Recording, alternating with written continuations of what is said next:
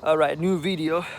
So we have an unfinished business with the word Ra, the entity of Ra, the sun Ra, the sun god of Ra, and whoever is Ra around the world, whoever identifies with Ra, whoever loves the sun, regardless of color, right?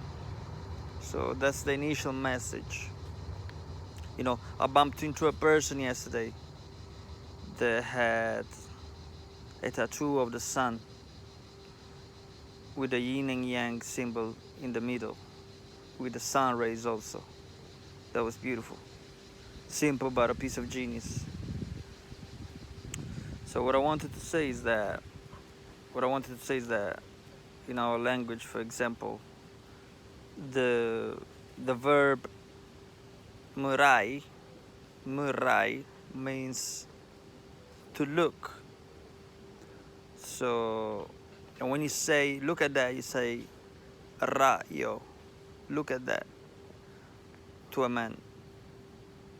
It depends. It depends. My apologies. Or you can say raya. If you refer to a woman, raya. If you refer to a man, is rayo. I mean, look at that person. Look at that man. So the word ra,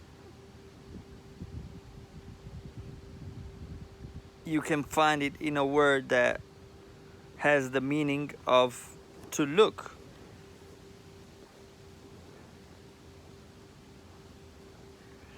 Yeah, I don't know. Something happened to my phone. I don't know if it was registering, but I repeat this concept very quick. So I said that the word Ra, you can find it in the Eritrean uh, word to look. And of course, it refers to the sun and the power of the sun. This is my interpretation. That's the power of the sun of enlighten you and actually open your first eye. Because if you stay under the sun, if you stay under Ra, these will actually open and illuminate you. So this is another sound that we have, because we have the solar plexus, which represents the sun and the will of doing.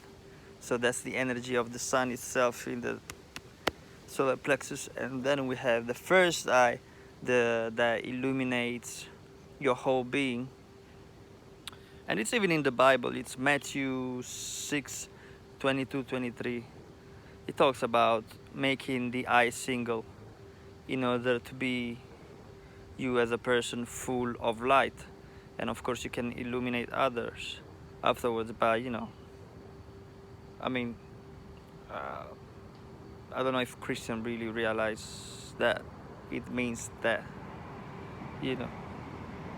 So yeah, that's another powerful uh, link that I have with this ancient word of Ra and our, I can't call it modern, because it's not a modern language, of course, but with our language that we have now. So this is the legacy that we have. We have an oral legacy and written legacy as well, of course, because we have indeed the Giz alphabet, which is very ancient, and it derives from this, according to my research. Well, you can see it really looks like Hebrew to a certain extent.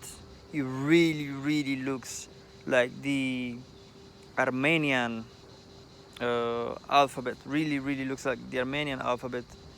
And it has also an origin in the Himyaritic inscriptions of the south of Arabia, nowadays Yemen. So that's also where we come from. As I stated in previous videos, you know of course we did travel, we did occupy the areas of Kemet, Arabia, as Cushitic groups and people, and Semites as well. We did occupy those areas. So it will be very interesting to know our whole background till, let's say, I don't know, 400,000 years ago. That's when actually the Anunnakis, you know, roughly around that time, came to Earth, and then the whole story happened. So it would be interesting to know, but you know, we go way, way beyond that. So we would all be surprised about this. And yeah, we defend, you know what, we defend this identity as Eritrean. We defend this identity as, I don't know, any other country defend its own identity. But if you really look at it, it's as if we are newborn babies. Even though our culture is ancient, it's as if we are, you know, newborn babies. You know, now we are stuck in Christianity, we are stuck in other monotheistic religions, and you know, we fight for that. We defend, you know, our cultural values. But at the end of the day, if you realize what really matters is consciousness, and you know, the light that you have within, and the connection between you and God, whether you call it the God above and the God within, you know, the rest are just unhealthy nuances. That's what I see religion and other cultural values, unhealthy nuances that we fight for a so-called fake identity. You know, the more the time passes by, and the more I see that certain people are on your frequency, and they're just probably people that you consider the enemy as well, but they much closer to you compared to maybe that Eritrean person or that Ethiopian person. So when I make these videos and I talk about, you know, Eritrea, it's because that is my background. You know, I have to start from that, you know, because I don't think anybody, but I can't say, I cannot be presumptuous enough and say anybody never did this what I'm doing, because I'm sure somebody's out there, I don't know, never found that person yet.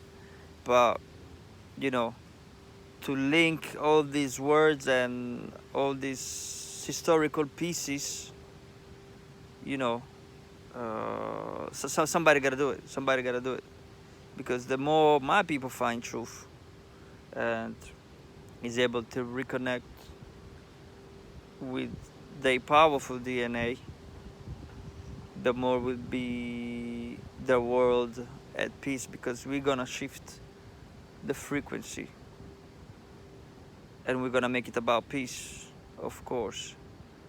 And if it's not peace, it's unfortunate. We can fight. I mean, we are Kushite, we can fight.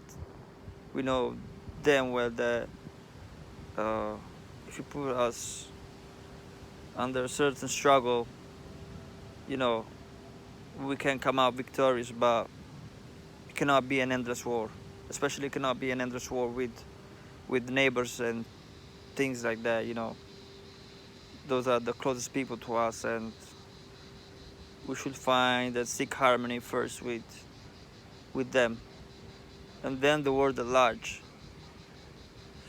And then of course the last will be first, because at the moment we lost as African people, or heavily melanated people around the world, you know. But things are changing. I hope you're not gonna be deceived by whatever agenda they have for the world, you know. I'm confident to say that we are definitely more powerful, because light is light, you know. When light is present, darkness is nowhere to be found. And I'm not saying, you know, oh yeah, we're just light. We're not just light. I'm darkness too. But let's not go there. You don't want to have a deep look into my darkness. You might be devoured. for real.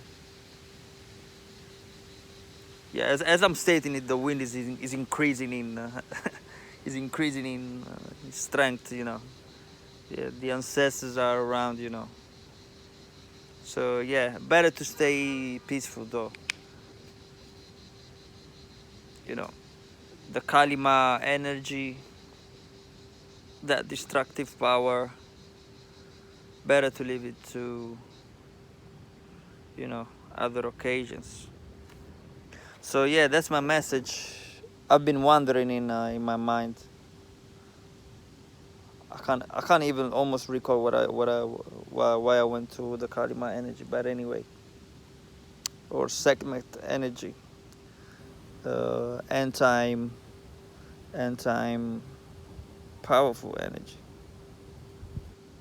which is also feminine energy, because because I think the woman is identified with the fiercest, you know,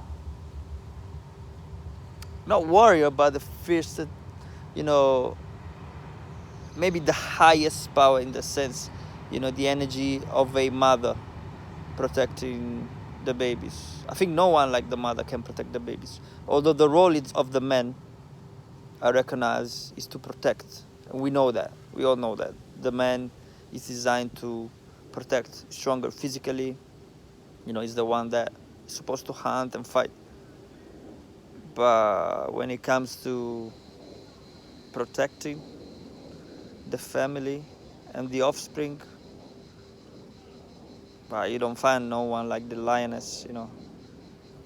That's why those energy have been given a feminine figure, like the figure of Kalima, which belongs to the Hindu pantheon, and she's the one represented with many hands and heads on her hands, and you know,